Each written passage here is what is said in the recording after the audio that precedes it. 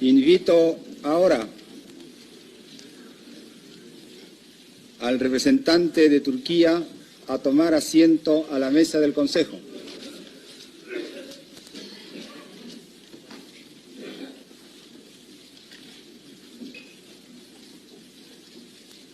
Cyprus National Guard.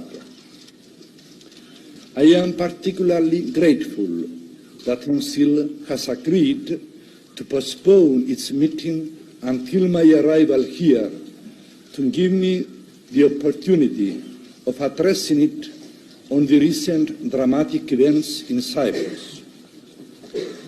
What has been happening in Cyprus since last Monday morning is a real tragedy. The military regime of Greece has callously violated the independence of Cyprus, without trace of respect of the democratic rights of the Cypriot people, without trace of respect of the independence and sovereignty of the Republic of Cyprus. The Greek junta has extended its dictatorship to Cyprus. It is indeed a fact that, for some time now, their intention was becoming obvious. The people of Cyprus had for a long time the feeling that a coup by the Greek junta was brewing, and this became more intense during the recent weeks when the terrorist organization AOKB, directed from Athens, had renewed its wave of violence. I knew all along that this illegal organization had its roots and supply resources in Athens. I became aware that the Greek officers staffing and commanding the National Guard were recruiting members for this organization, and they supported it in various ways to the point of access to the munition supply stores of the National Guard. On the camps of the National Guard, the Greek officers were conducting open propaganda in favor of this illegal organization and turned the National Guard from an organ of the state into an instrument of subversion. Whenever, from time to time, I complained to Athens for unbecoming conduct by Greek officers of the National Guard, the reply was that if I had concrete evidence in proof thereon, those found guilty would be recalled. By the whole tenor of their attitude, I got the unmistakable impression that their standard response was a pretense of innocence. A few days ago, documents came to the hands of the Cyprus police clearly proving that AOKB was an appendage of the Athens regime. First, I was waiting for a reply. My impression was that the Athens regime did not favor the reduction of the force, much less the withdrawal of the Greek officers. The Greek ambassador in Cyprus called on me on instructions from his government in order to explain to me that the decrease in the numerical strength of the National Guard or the withdrawal of the Greek officers will weaken the defense of Cyprus in case of danger from Turkey. This was an argument which, even though it appeared logical, was not convincing, because I knew that behind this argument other interests were hidden. I replied that as things developed, I considered the danger from Turkey of a lesser degree than the danger from them. And it was proved that my fears were justified. On Saturday, July 13, a conference under the presidency of General Gizikis was held in Athens, which lasted for many hours. It was attended by the Greek Chief of Staff of the Armed Forces, the Ambassador of Greece to Cyprus, the Commander of the National Guard, and by other officials for the purpose of discussing the content of my letter. As was stated in a relevant communiqué issued at the end of this conference, it was to be reconvened on Monday, 15 July. The reference in the communiqué that there was to be a second conference was deceiving. For while on Monday I was waiting for a reply to my letter, the reply came and was the coup. On that day, I returned from my summer house on the Troodos Mountains, where I had spent the weekend, and by 8 a.m. I was at my office at the Presidential Palace.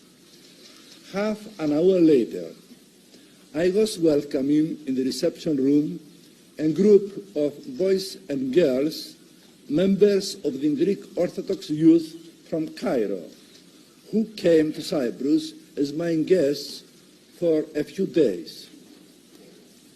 Hardly had I greeted them when the first shots were heard.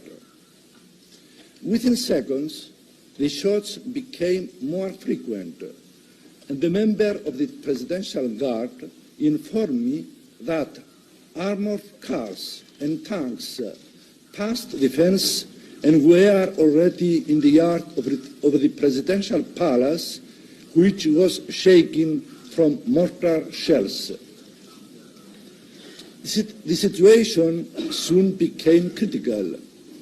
I tried to call the Cyprus radio station for the purpose of issuing a special broadcast announcing that the Presidential Palace was under attack, but I realized that the lines were cut off. Heavy shelling was ever increasing. How was my life saved seemed like a providential miracle. When I eventually found myself in the area of Paphos, I addressed the people of Cyprus from a local radio station, informing them that I am alive and that I will struggle with them against the dictatorship which the Greek regime is trying to impose. I do not intend to occupy the time of the members of the Security Council with my personal adventure.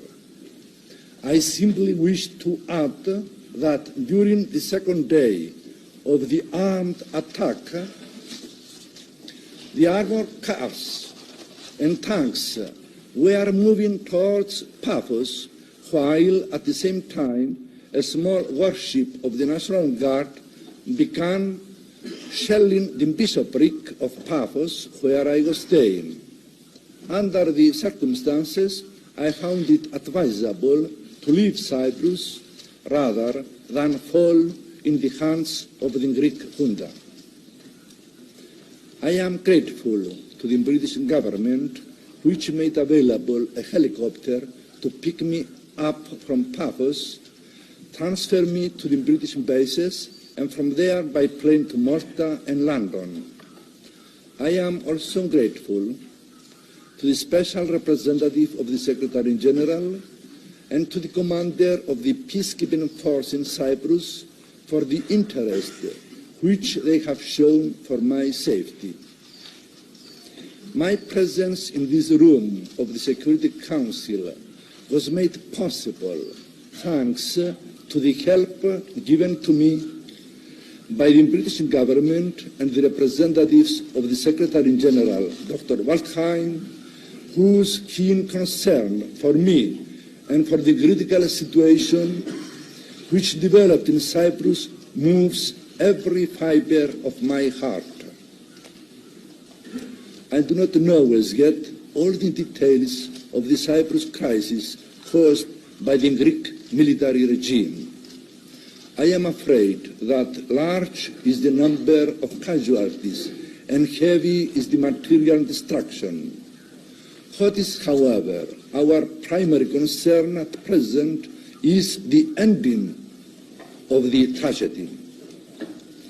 When I reached London, I was informed of the content of the speech of the representative of the Greek junta to the United Nations.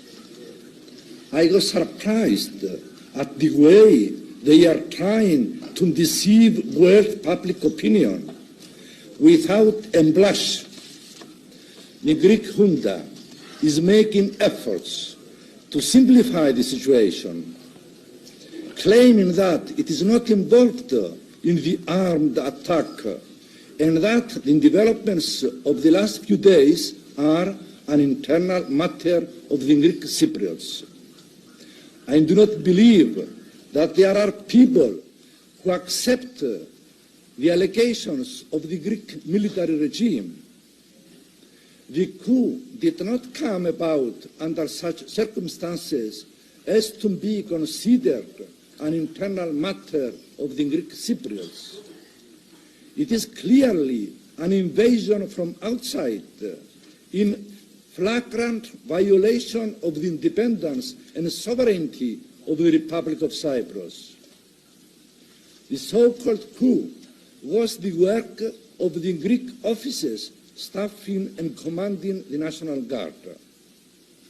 I must also underline the fact that the Greek contingent, composed of 950 officers and men stationed in Cyprus by virtue of the Treaty of Alliance, played a predominant role in this aggressive affair against Cyprus.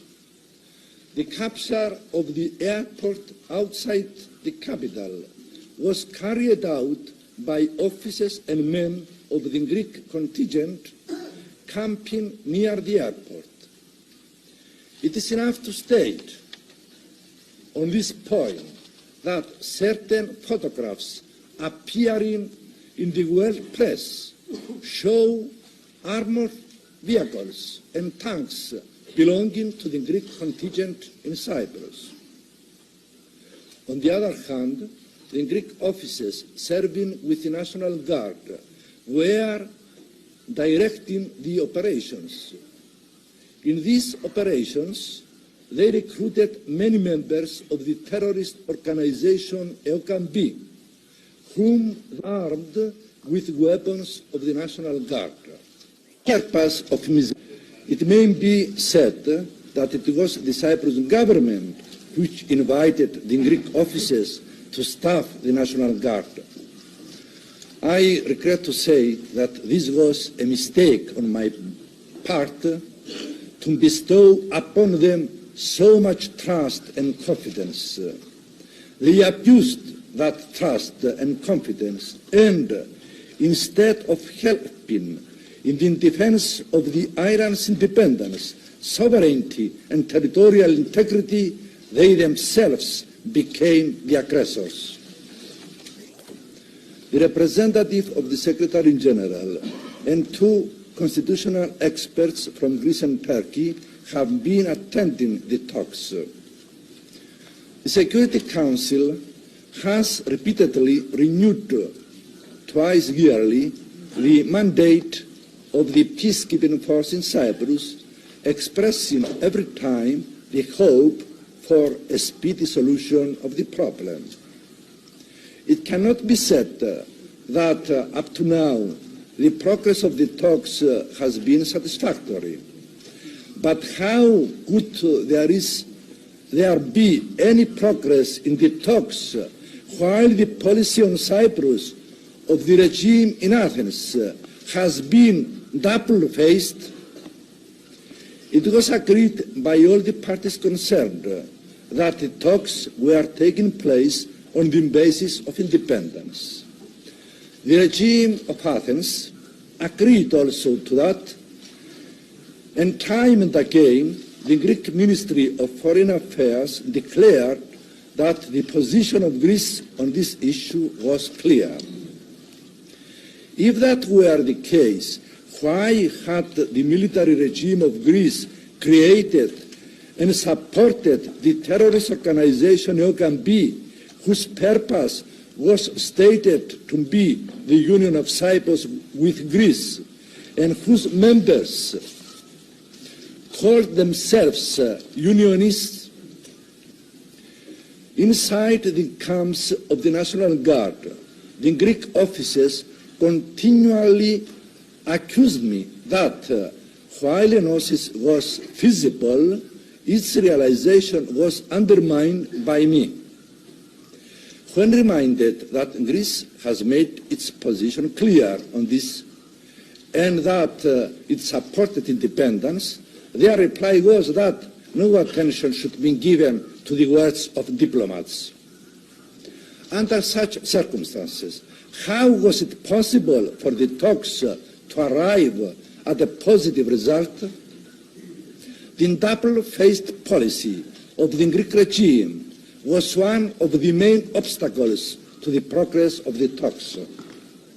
To use all ways and means at its disposal so that the constitutional order in Cyprus and the democratic rights of the people of Cyprus can be reinstated without delay. As I have already stated, the events in Cyprus do not constitute an internal matter of the Greeks of Cyprus. The Turks of Cyprus are also affected. The coup of the Greek junta is an invasion, and from its consequences suffer the whole people of Cyprus, both Greeks and Turks. It is not possible for the role of the peacekeeping force to be effective under conditions of a military coup. The Security Council should call upon the military regime of Greece to withdraw from Cyprus the Greek officers serving in the National Guard and to put an end to its invasion of Cyprus. Mr. President, I think that with what I have placed before you, I have given a picture of the situation. I have no doubt that an appropriate decision of the Security Council will put an end to the invasion and restore the violated independence of Cyprus and the democratic rights of the Cypriot people.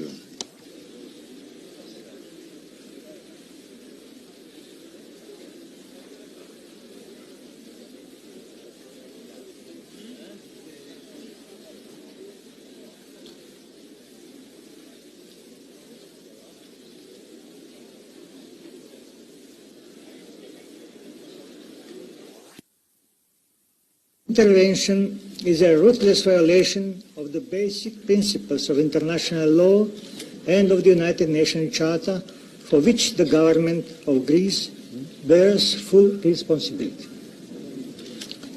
The Yugoslav peoples and their government followed with keen sympathy and supported the liberation struggle waged by Cypriot people against colonialism and are well acquainted and familiar with tireless efforts of President Makarios to preserve the freedom, independence and integrity of Cyprus. That is why we find especially revolting the fact that the putschists had directed their criminal action to the liquidation of President Makarios, symbol of that struggle, outstanding fighter for equal and democratic relations in the world, and veteran champion of the policy of non-alignment since the very first day of his country's independence. The putsch protagonists and those behind them are making impossible the positive development of relations between the two communities on the island. Their criminal action involves the peoples of Cyprus in a new and grave hardship, while also generating the possibility of a renewal of mutual bloodshed. Consequently, It threatens most directly peace and security, especially in the Mediterranean and in Europe, and injects new elements of tension into this important and sensitive region of the world. For all these reasons, Mr. President, my government considers it indispensable that the urgent action be taken by the Security Council.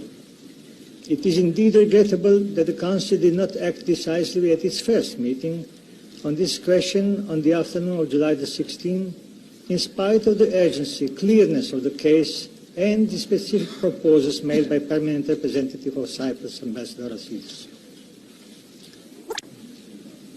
As known, Mr. President, consistent with her policy, Romania resolutely declares herself against every act of strength and every form of immixture in the internal affairs of other states, for strict observance of the principles of national independence and sovereignty, of the right of all people to develop freely and self-dependently, to decide their own destiny in keeping with their interests, without any outside immixture.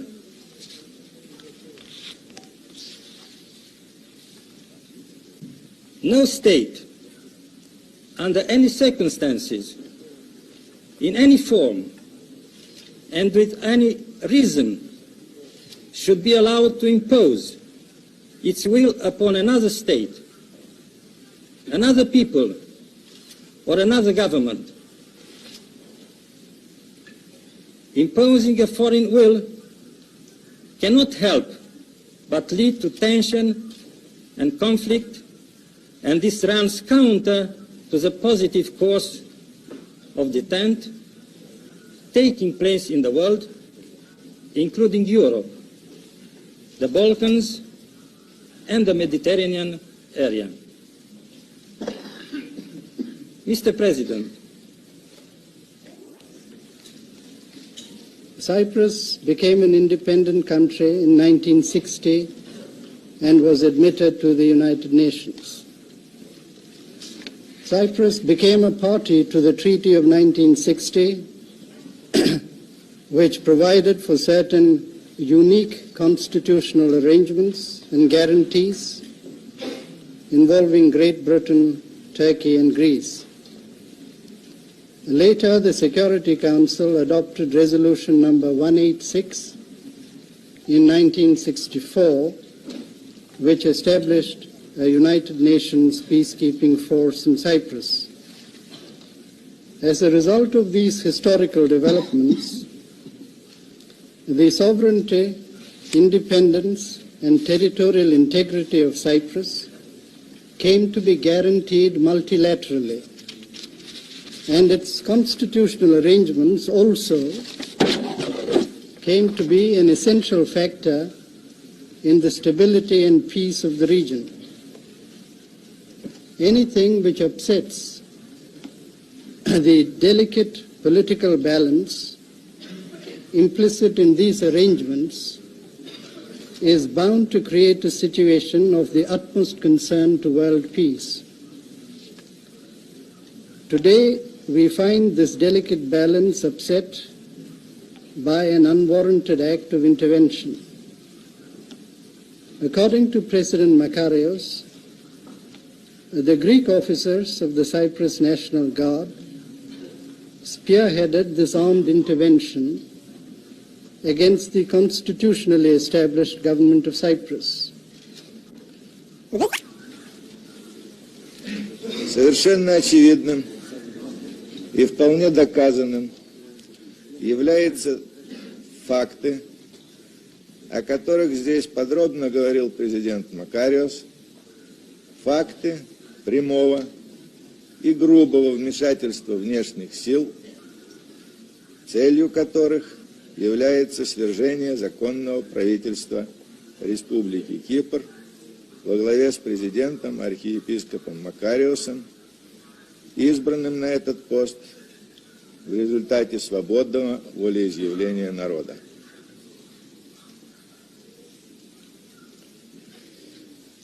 Антиправительственный заговор и мятеж на Кипре являются делом рук находящихся на Кипре греческих офицеров,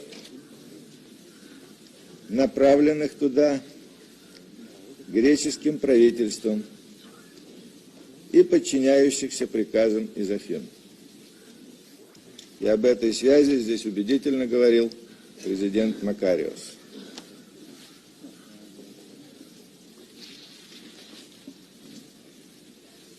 Интервенция греческой военщины создала угрозу независимости Республики Кипр, угрозу международному миру и безопасности в районе Восточного Средиземноморья. Бесцеремонно попирая принципы Устава ООН, внешние силы сознательно и с далеко идущими целями в течение длительного периода намеренно обостряли внутреннюю обстановку на Кипре,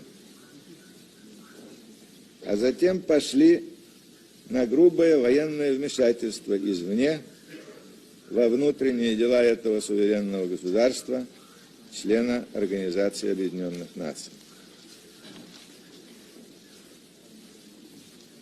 Советский народ решительно осуждает фашистский путч, осуществленный на Кипре с помощью греческой военщины, и выражает поддержку демократическим и патриотическим силам страны, которые ведут борьбу против заговорщиков и мятежников.